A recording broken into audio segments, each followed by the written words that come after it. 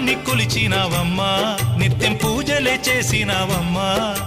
గూడు చెదిరిపాయ గుండెల విసిపాయ గూడు చెదిరిపాయ గుండెల విసిపాయ కొలిచిన రామయ్య కొండ దిగిరాడాయే వందనాలమ్మా అమ్మా వందనాలమ్మా